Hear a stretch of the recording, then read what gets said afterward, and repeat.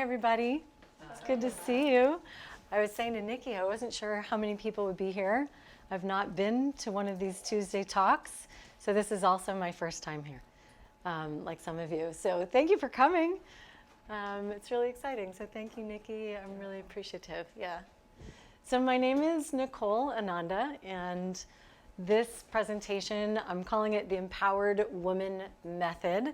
It's about women's empowerment, and it is also about the methodology that I use with women to live a life of passion, power, and purpose, to experience more love, joy, and success. So we're going to see if this works. My mission, I always like to share my mission. My mission is to empower women to live a life of passion, power, and purpose. I work with women who are going through major life transitions.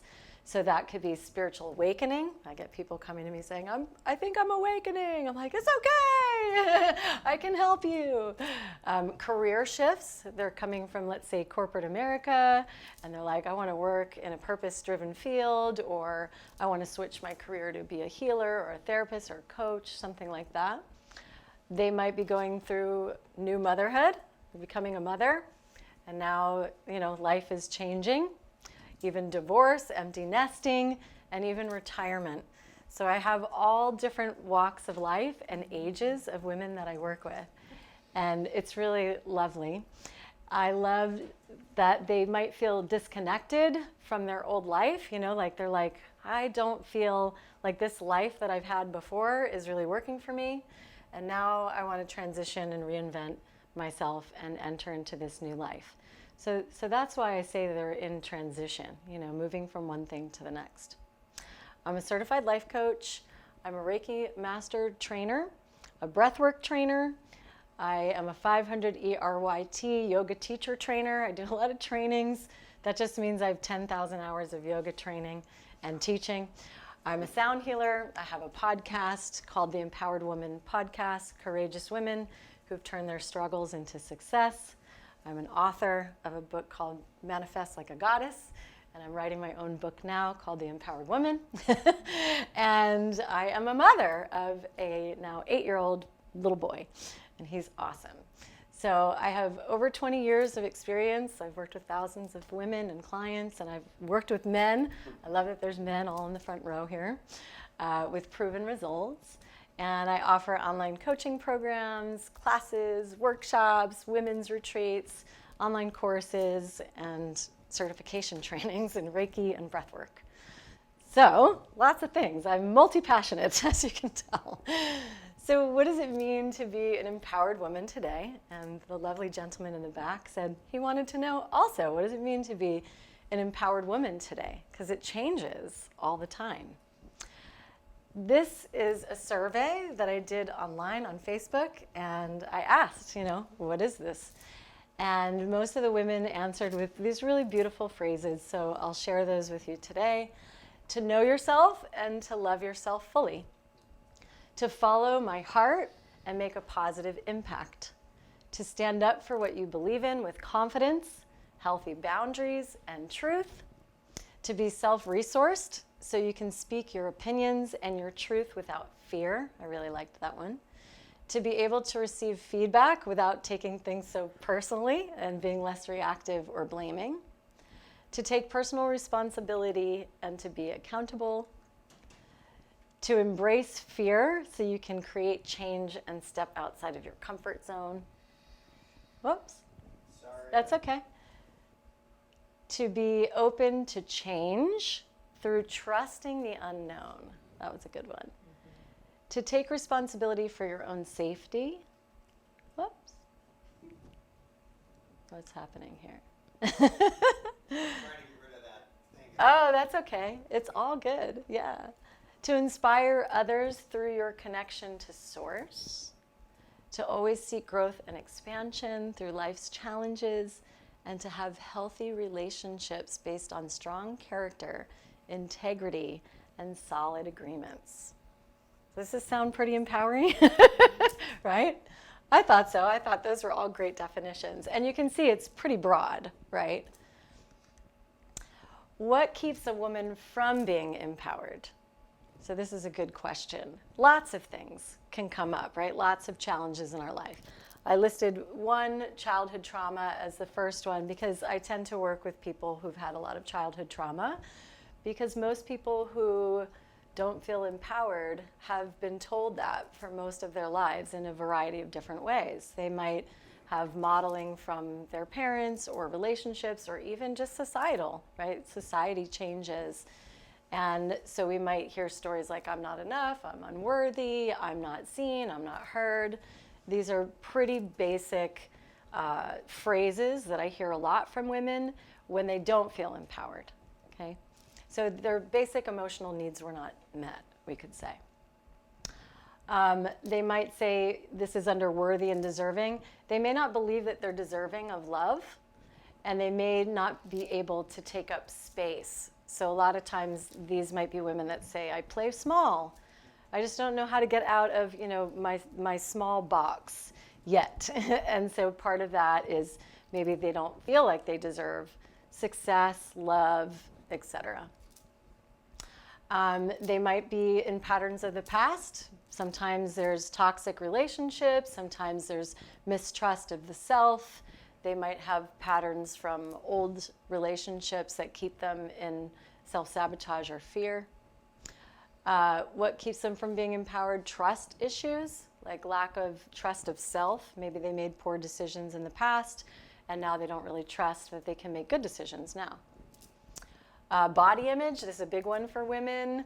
Body image woes, as I like to call it, criticizing our body, aging process, and all of the social media that we see today. Wow, do we compare ourselves all the time? And as we age, even as we're aging, we're saying, oh, I'm not going to be able to do this because of my age, or I look this way. Now on Zoom, there's even like advanced appearances where you can take out your wrinkles, put on your makeup and eyelashes and the whole thing. So this is a thing, right? Of course. Perfectionism. I actually had a client today talking a lot about this need to control things and to really, I would say perfectionism stops us from moving forward because we are wanting to control everything and have everything be perfect. A lot of women struggle with that. Lack of authenticity. So these are a lot of things, right? I probably shouldn't go through all of them, but hesitant to speak your truth because, fear of judgment. This is a big one now these days on social media. There's like bullying on social media and all sorts of things. So people have come to me and said that, even through COVID is a big example of why people now might not feel as authentic because they had different groups of friends doing different things around vaccines, etc. So they're afraid, to speak their truth or say what they really want out of fear. People pleasing, this is a big one. I work with a lot of women around people pleasing, especially wanting to be validated or wanting to make other people happy or really wanting to caretake. And I'll kind of lump them under people pleasing. But, that is coming from past patterning. And I think nowadays most women want equal partnerships. They want sacred, I like to call it reciprocity, where men and women are doing equal stuff. Man can stay home, women can stay home, woman can work, man can work. But as long as there's equality within the relationship, most people, at least these days that I'm talking to, would prefer that in a relationship. And so the caretaking, people-pleasing tendencies, a lot of women are looking at that because they can see how they're overgiving or they're overdoing or they're trying to fix or they're trying to control or whatever it is. Burnout and resentment. This is really like having to do everything alone. Maybe the woman's working and she's at home with the kids, or she's doing both. And so she's now feeling really burnt out. So as you can see, lots of things. Ignoring intuition. Maybe they're doubting their inner voice. This is a big one. I see a lot of women going and getting another certification and another certification and another certification. I was in that for a long time. And a lot of it was because I kept thinking, I need more skills, I need more of that, I need more of that. And one day, maybe I'll have enough things, and then I'll be worthy, and then I'll know enough, and then someone will think I'm, worthy of working with. And that's a trap. It's a big trap. Yes, it's nice to have skills, They've all helped me, my skills, but in the end, it was like, when are you going to just stand for something and believe in something and just do something, right? The lone wolf, that's what I've been calling this, the hyper-independent woman. This is the woman that's like, I can do everything myself. I don't need any help. But underneath all that, there's a weakness, which is really the inability to receive. And so there's a sense of competition with maybe other women. This is also called the sister wound. And it's like we're competing against other women because we don't necessarily feel whole ourselves. And then we're doing everything by ourselves, and we're really running scarcity underneath it. Because when you really open up to all women, men too, are great and they have their own unique gifts, and we can all collaborate and we can all support each other, you actually come into more abundance. It actually starts to magnify more than trying to do everything by yourself. Hi. So how do you create a bridge from where people are stuck, let's say, in their challenges, to where they want to be? So this is the step-by-step framework that I'm basing on what I like to call the multidimensional yogic path of self-mastery. So you'll see where my yogic background starts to flow in, my energy work background starts to flow into coaching, breaking through your limiting beliefs, reclaiming your passion and your power, and really aligning to your purpose. I like these three phrases: self-love, self-mastery, and self-realization. So this is a little bit about me. I'd say I once battled self-doubt. I once battled addiction, drug addiction, alcohol addiction, and childhood trauma. I also worked in the corporate world for 10 years in marketing and advertising, and I was feeling really unfulfilled and pretty lost. I didn't really know what I was doing. I just was kind of going through the motions and was not very happy. So in 2001, my dad died of AIDS, and I actually had no idea he even had AIDS, which was really crazy. So on his deathbed, my mom was still telling us a story that was completely false because she had so much shame around it, and so did my dad. So imagine going to see your father on his deathbed and being told by the nurses that he had HIV and that he was dying of AIDS, and you had no idea. So that was a crazy family secret of ours, and it really became a catalyst for 20 years of personal growth for me, because I had to really understand how to unpack all that.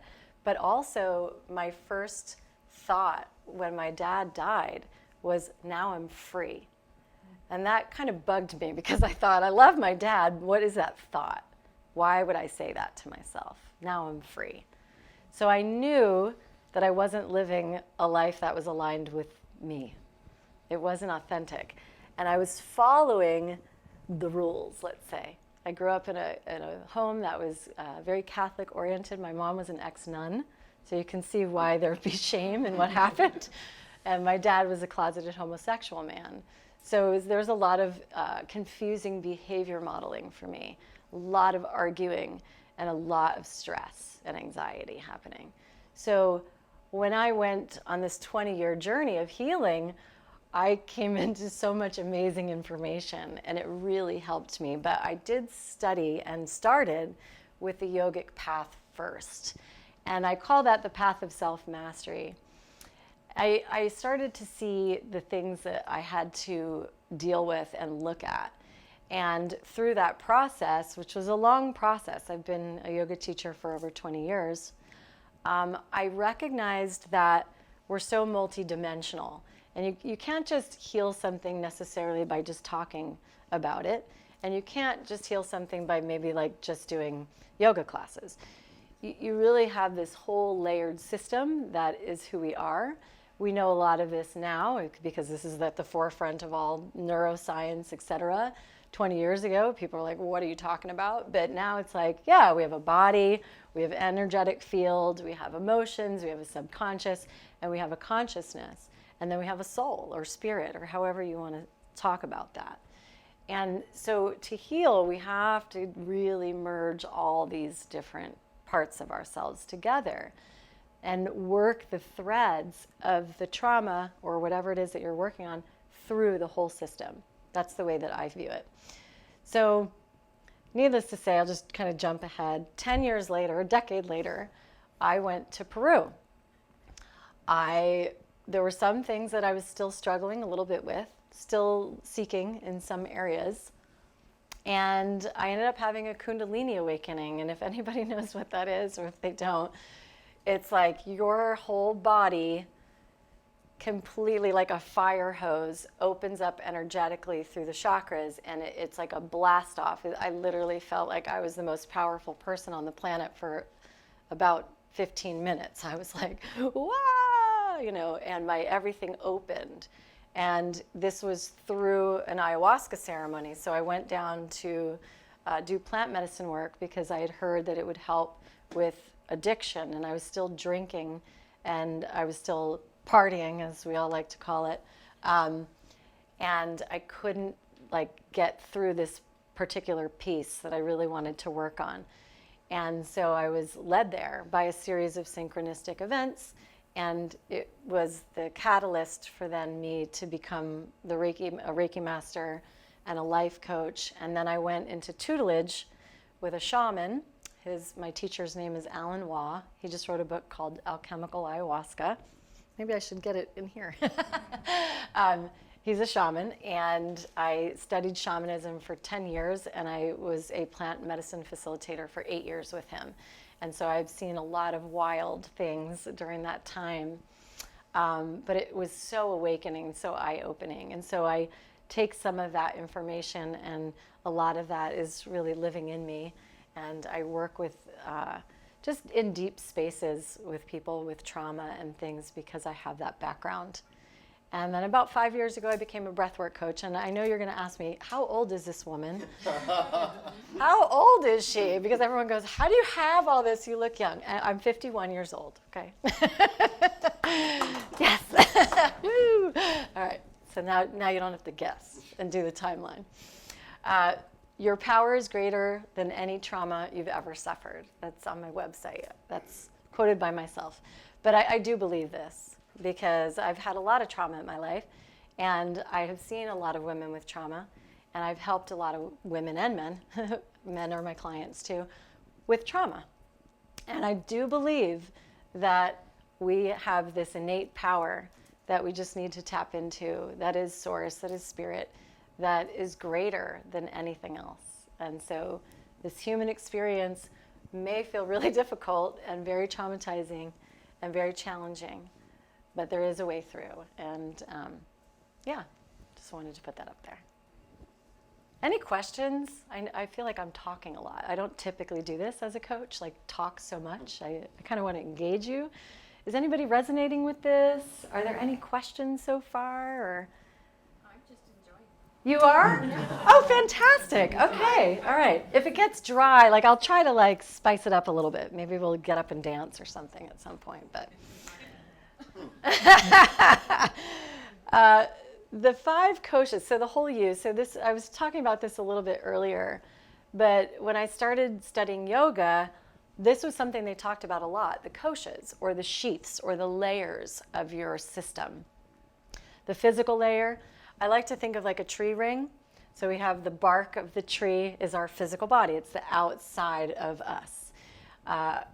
There's a little bit inside too, right? Like the bones, we've got the muscles, all that, the physical part. Then we have the energy that's flowing inside of us. In yoga, that's called the subtle body. And the subtle body comprises all the other layers, the energy layer, the emotional or the subconscious, our thoughts, our feelings. This is really most of the way that we're operating in the day is through our emotional body and our subconscious mind. And then our wisdom, I call it, or the conscious mind, it's like your inner knowing. It's when we're really self-reflecting and looking at ourselves. And then in yoga, they call it the bliss state, but I like to call it the flow state. But when you're getting into that place where you really feel like you're in peace, you're doing all the things that are really authentic, your passions, it's like your juice. So I call that the creative genius zone. So the framework that I use, the reason why I call it the Empowered Woman Method, at least for this presentation, is I kind of wanted to teach the chakras at an overview. I call it the 7 keys to unlocking your power. And it's really a unique blueprint that we all have. I like to think of snowflakes, right? There's always, every snowflake is completely different and completely unique. And your chakra system is that for you. It's a blueprint for your physical, energetic, emotional, and spiritual aspects. Ones and zeros, that was a note to myself. So I like to think of the chakra system as, because chakras are spinning. Okay, I'm going to date myself. You guys know what a CD-ROM is? You guys sell CDs here, so I can say this.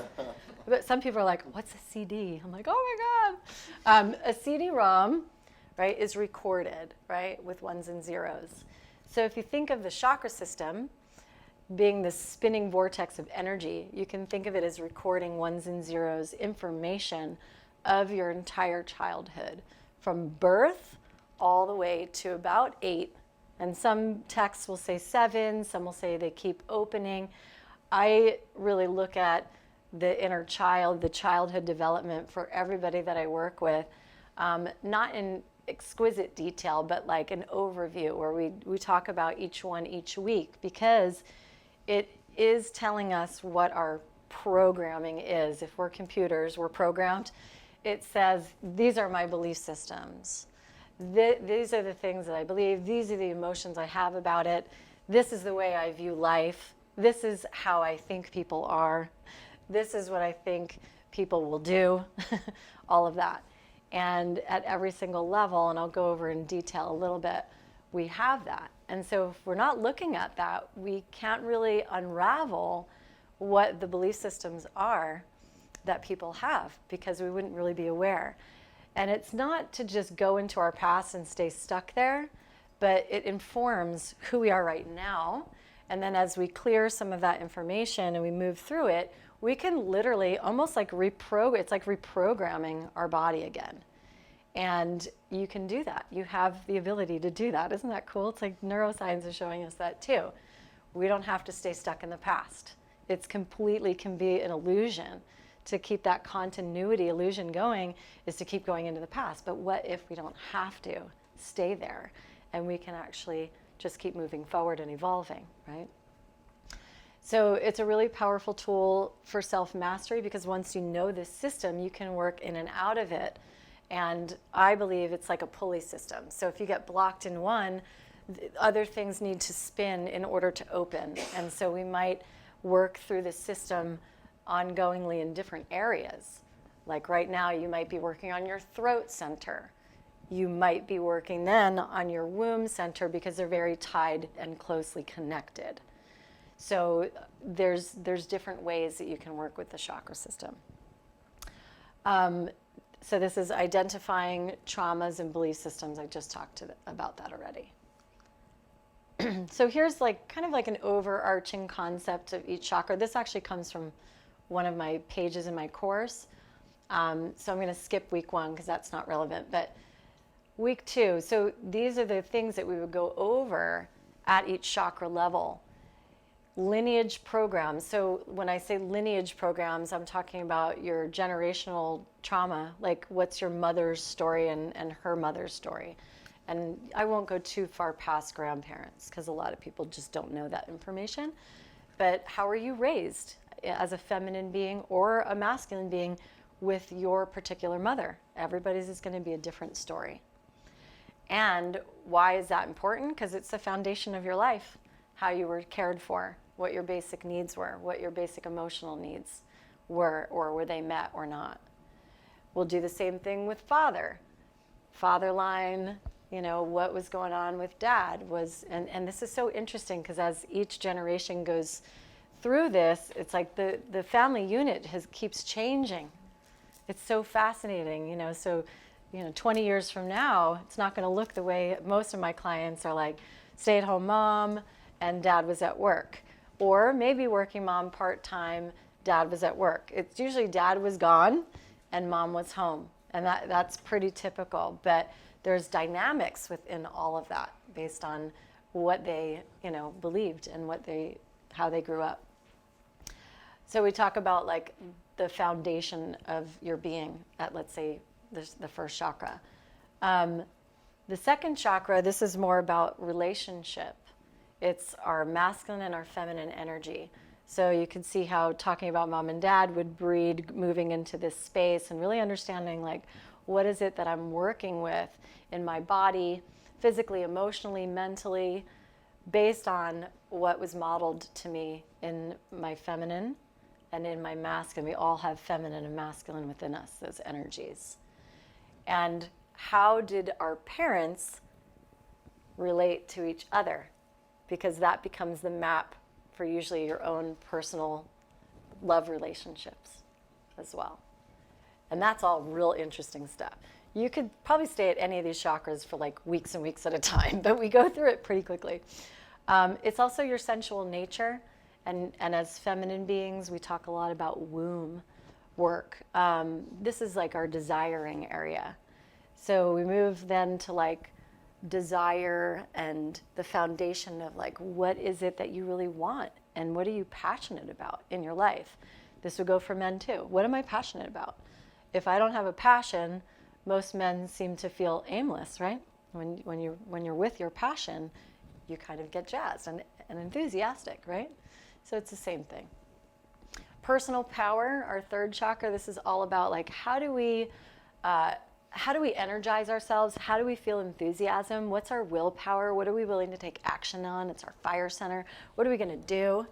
But it's also like, how do we leak our energy? Where do we shut down? Where do we give permission for others to steal our energy? Where, what are we leaking our energy to? Could be social media, things like that, where we're like, oh gosh, I just lost my whole day. I don't even know what I was doing. So it's harnessing. So like if we want confidence, then we need to harness our energy there. The heart, compassion. This is all about kindness. It's all about connecting to people. So where this is like love relationships, masculine, feminine, more romantic relationships, the heart is really about community, growing community, opening yourself up, having compassion, being kind. But for like women to know, like a lot of women want to be of service now. That's what I'm seeing. They want to be like aligned with their purpose. How do I serve my community? What am I going to serve them?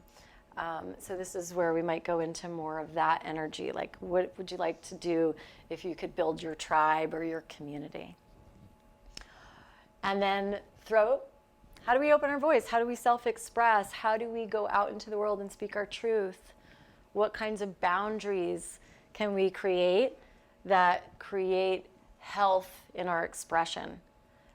So that we're not shutting down. Remember all those like challenges. We're not becoming the lone wolf. We're not isolating ourselves. We're not becoming the perfectionist. We're actually just like being more in our hearts and open. The heart is below the throat.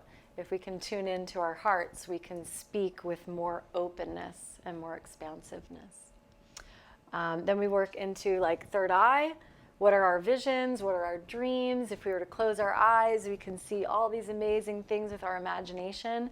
How do we bring that to our reality? And then our crown chakra is really about opening up to our divine purpose, to God, to source. And it's like this whole incredible system. Okay? Any questions about that? It's pretty awesome stuff. So at every chakra, we get to do these transformational processes where, let's say, as an example, I'll give you an example with one of the chakras. The first chakra is so much about the foundation of our life. It is about basic needs. It is about survival.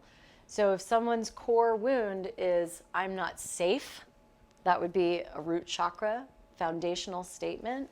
And I have a whole list of what these are, but then if they don't feel safe, imagine what the emotions are that they feel often. Probably what? Fear, yeah. Yay, Nikki got it. Fear, yes, fear is a big one. Unsupported, alone, things like that, isolated. And so we come up with strategies, we're so clever, human beings. We come up with what's called coping mechanisms or strategies to overcome that. So what could you imagine, maybe this will be my interactive portion of it, what could you imagine would be a coping strategy or a behavior that you adopt if you felt like the world was unsafe and you had fear? What would be a good behavior to adopt to protect yourself? What do you think? Controlling. Oh, da, da, da, da, ding, ding, ding. Control my environment, make sure everything's in order. I have to know how to do things, right? Like, or lack of trust, right? Like, if I don't trust people or if I'm fearful of people, maybe I have to know all the details of everything before I do anything. It can be so many things. Isolation could be, yes, absolutely. Isolation. Even people pleasing. I was talking about that early. That could be a behavioral modification to make sure I'm safe. If I make everybody happy, if I make sure that I do what people want and I go along with the program, I'm safe. I'm safe, Does that make sense? So it's really nuanced. And as we get really clever, as we get older, we get clever. And some of these behaviors are very, what I like to say, shadowy. We don't really see them. And then one day, I don't know if anyone's had this experience, we're like, oh my God, I'm that person. Like someone describes something, we're like, oh, is that me? I've had those moments. Usually they happen in relationships because when we're in our relationships, our shadow stuff comes up because we have that direct, loving mirror that says, do you know that you do this thing? And you're like, really? I don't know. Do I really do that? Yeah, I have those, And so being open to feedback is such a great thing because then we get to really learn about what holds us back, Good. So that brings us, to shadow work. I didn't even know that was the next slide. So shadow work is understanding what is called in psychology the drama triangle. The victim, the persecutor, the rescuer. These are dynamics, social dynamics and behaviors that we might engage in. And I go through a lot of this in my programs because, number one, I came into this work and I was like, whoa, like it just deepened everything that I was doing. And I saw so many behaviors. This is really like a model for understanding different behaviors within the dynamic of relationship. And I don't mean just like romantic relationships, just any, right? So if there's a victim, there's a perpetrator, right? You can't have a victim without a perpetrator.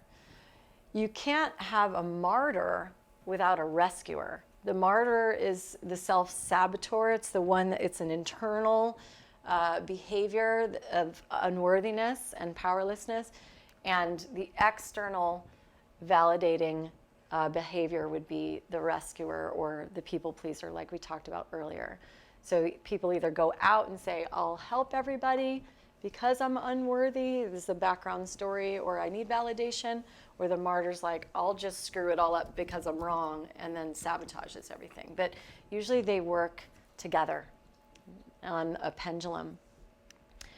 And it's just, I put all of these different archetypes into the chakras because they map to certain chakras in a particular way. And I don't want to lose you, so we're just gonna go next. When you love yourself and believe in yourself, anything is possible. I just throwing in some quotes here.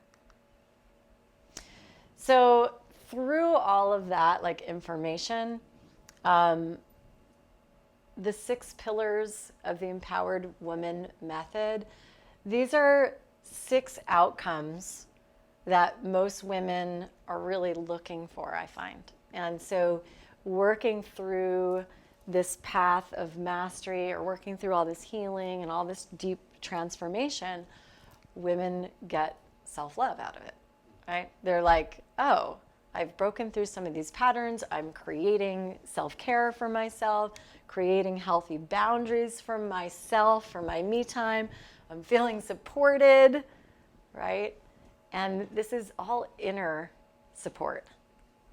Yes, we can get outer support, that's helpful, but we want to feel that deep well of support within ourselves. Otherwise, the foundation isn't there for the rest of the things that we're creating. So self-love and self-worth is such a big focus for a woman to feel empowered.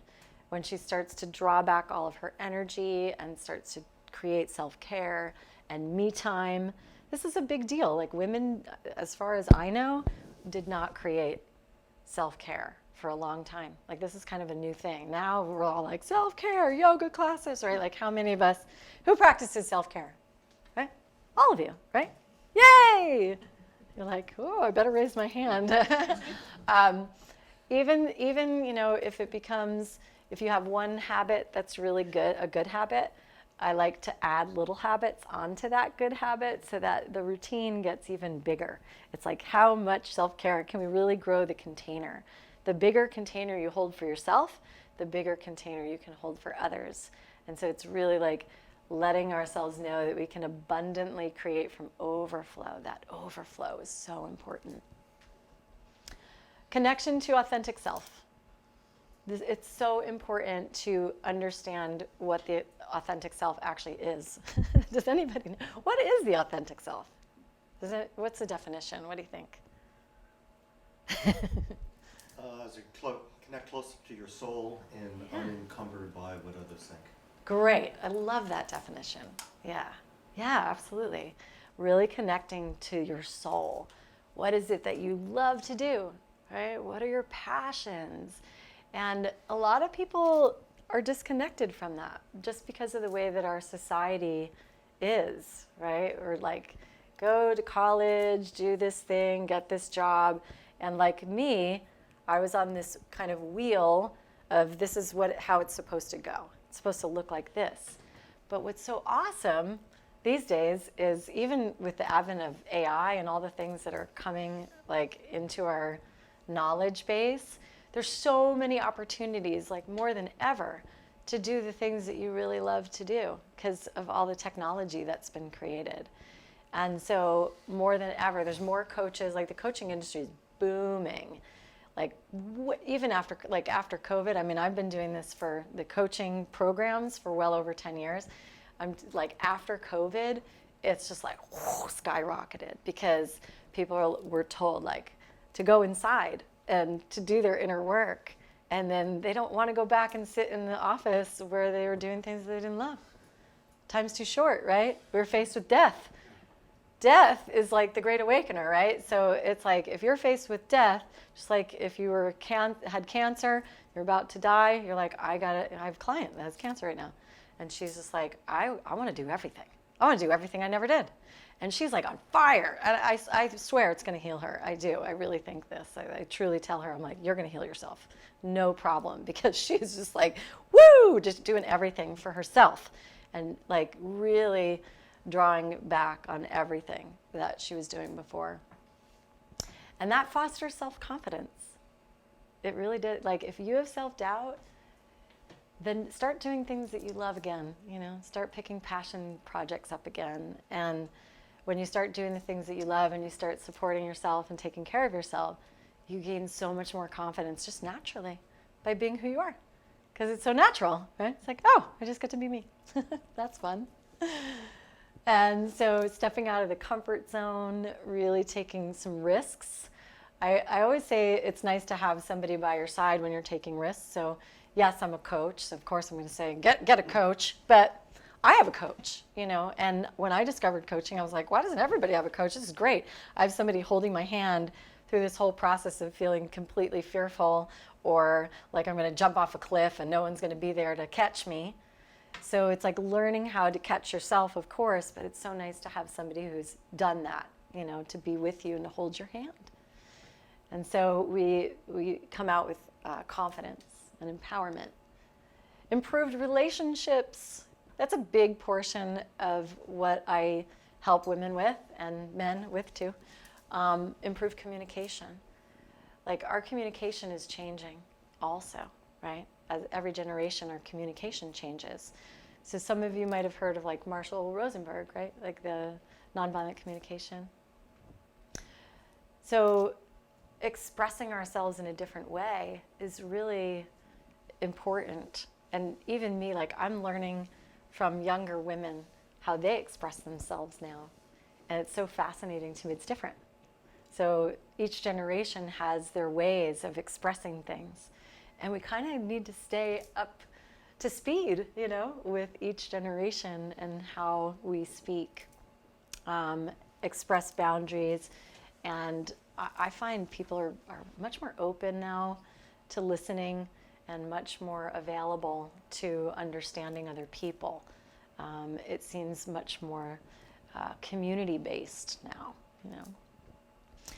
So building stronger relationships, being honest. A lot of the work that I do is teaching people how to speak authentically and with kind words, and to eliminate some of that people-pleasing language or blame, or really taking personal responsibility, owning what's yours.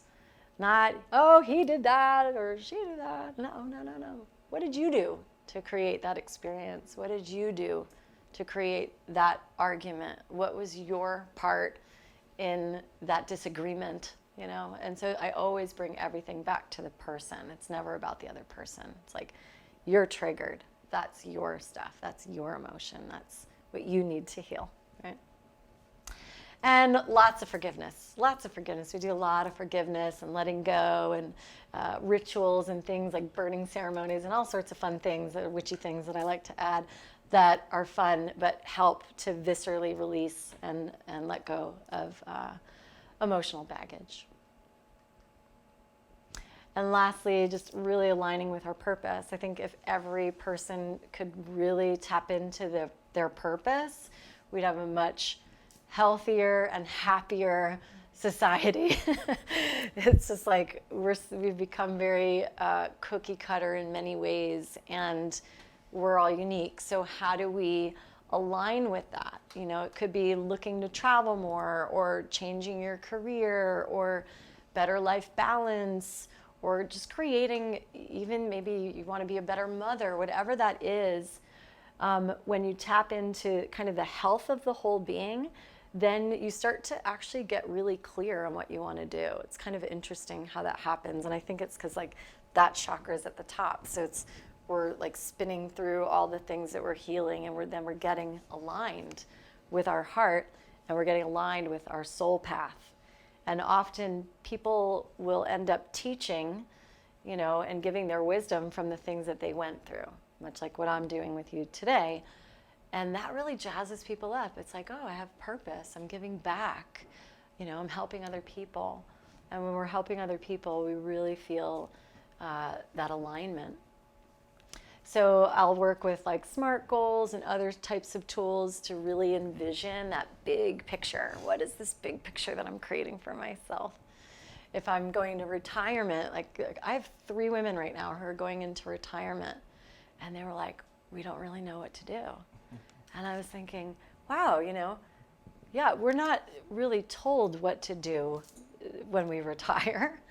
And so that's a place, a space to sit where many people go, wow, I've been doing this thing for 30 years. I've been doing this thing, and I'm identified in this way. Maybe I've been, primarily a mother that whole time, and now my kids are gone, and what do I do? And so it's going back to these visions. Well, what if you wanted to do that you haven't done for so long? Or maybe you want to travel to places, or maybe you want to write a book, or what? And so we come back to the big picture reality that we want to create, and then we take action steps. Because what could happen, and what happens a lot for a lot of people, is they get stuck in that emotional place, and then they stew there. And they just keep looping there. And then our minds keep going to that same pattern. I'm not enough, I'm alone, nobody wants. And you're like, get stuck in the washing machine of emotions. So the key out of that is really to take action. And it can be little actions. Like with my client, like right now, it's like she wants to date, which is great. She's like, I want to go out on dates. I'm like, awesome. I think she's 67. And she said, And I'm gonna fill my schedule with dates. And so we're like, okay, great. So we're like coming up with a plan for her to align with the woman that she knows she is and the man she really knows she wants to match and vibrate with. But in order to do that, she needs to create some routines to date herself, because she needs to become the woman she wants to be in order to match the man she wants to match, right? So it's like, okay, well, what are the things that you're not doing right now? And then we'll do those little action steps. And then when you go out on your dates, you'll be super aligned with the things that you really desire. And you won't have to people please, caretake, do any of this. They just be like, these are my negotiables, these are my non-negotiables. I know that sounds a little like maybe strong, but you know, this is what I want. And when you're clear with the universe, you get what you want. It's when you don't get what you want, it's because there was some sort of confusion sometimes, or you were unsure of yourself, or there were still stories running in the background that are like sabotaging, you know. So it's really fun stuff. So aligning with your purpose. And last but not least, embodying it all. So when we explore these kind of new perspectives, we need to anchor it in. And so embodiment's a very like popular word these days. Everything's embodiment this, embodiment that. And I love that word. Integration's another one. Integrating it. And so the practices that I use does follow the kosha system, because we can say all these things in our heads, but let's say our nervous system is still mapped to be in stress all the time. Well, then where's the spaciousness to let other things in? So if your body is mapped one way and you're trying to change your consciousness, you've got to work with all of yourself. It might be meditation, it could be breath work. Nikki and I do breath work. It could be journaling, it might be affirmations, but we all learn in these different ways. We learn mentally, we learn kinesthetically, we learn visually, right? So some ways, some tools are going to work for some people, some tools are going to work for other people. I wouldn't say everybody has to do any of these things. Just do what you love to do, you know, but try to get all the senses involved. Because the more you can feel it, the more you can taste it, the more you can see it, the more you can live it and dance with it. All of the body and the energetics and all those layers are all working together. Right? Does that make sense? Okay. So I was just kind of like going over, remember what keeps us stuck. All these things that we talked about. Victim consciousness, I'm not enough, avoidance, blame, blah, blah, blah. Blah, blah, blah. That's what it says. Blah, blah, blah. These are the types of women that I work with. Women undergoing major life transitions and identity shifts, possessing personal responsibility, readiness. You can't change anything if you're not willing. No one can force you, right? What's that phrase? You can lead the horse to water, but you can't make it drink, right? I got it right, yes. Open to confronting their shadows and their resistance. Again, you can resist and be firm in your beliefs. But in the past, it's like, yeah, well, are you actually willing to let go of the past and do something different, you know, even if it feels scary? They're not victims. They're proactive in knowing that they have created their reality. I'm really firm about that. So women who know that they create the reality. And sure, there might be things that they're like, I don't know, did I really create that? But if you believe that you create your reality, then you can really alter yourself and you can be proactive in changing. Open-minded, unique, individuals who may feel different from others. I say that because I end up working with a lot of people like, I don't know if there's a person like me out there like me and all the things that I do. And I'm like, no, everybody's different, you know, and it's good to have that uniqueness. Either experience personal development or therapy. A lot of my clients have done therapy, and they're looking for either like to go deeper or just have more like action items and tools. I'm a big tools person, so people will say, oh, I don't have any tools. I'm like, I got lots of tools. And committed to engaging in the work for personal growth. So this is like the imagined woman that I like to put up there. She has purpose-driven mornings. She wakes up with a sense of self and passion and intention. She's grounded in her vibrant energy. She has customized rituals to feel energetic, to feel vibrant, to feel grounded, tapping into her confidence, speaking with ease, learning communication tools, magnetizing quality relationships. This isn't just healthy relationships. Oh, that's supposed to be healthy boundaries as a colon or a dot there. Community impact. This is a big one. A lot of people these days are like, I want a legacy. I want to leave a community. I want to build in my community. I want to have a huge community. I want to impact people. I'm like, yeah. So legacy, could be a word. And embodied. Embodied. You're talking your talk. You're walking your walk. You're doing your work. And you're out in the world.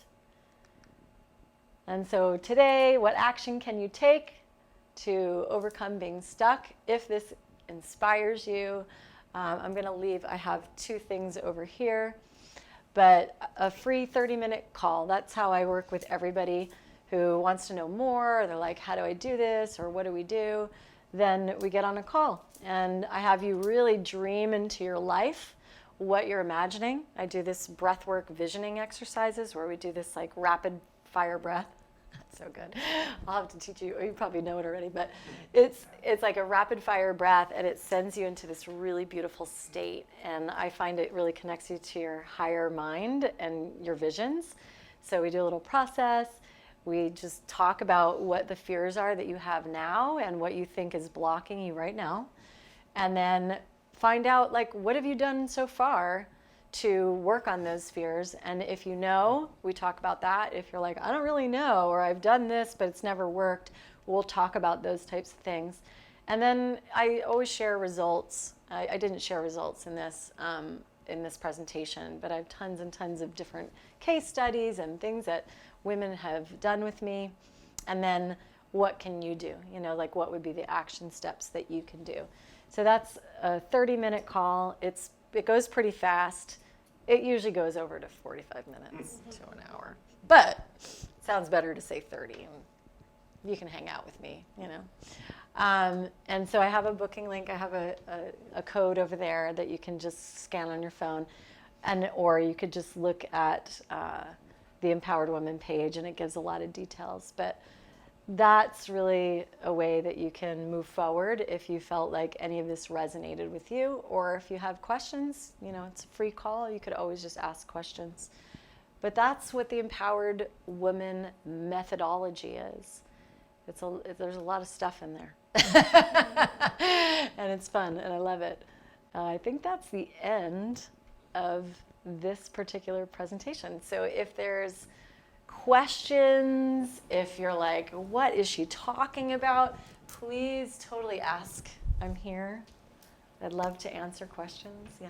Okay, so on one of the maybe 3 slides ago, you talked about mirror work. Oh, and yes. Somatic stuff. Yes. And I was wondering if you could talk a little bit more about what that is. Absolutely. So mirror work, the mirror work that I actually do is where somebody is in front of a mirror and they're speaking to themselves. So I have different exercises I do, but what's really interesting with the mirror work is when you see yourself from a perspective where you're working with the mirror, you can see what's really under the surface.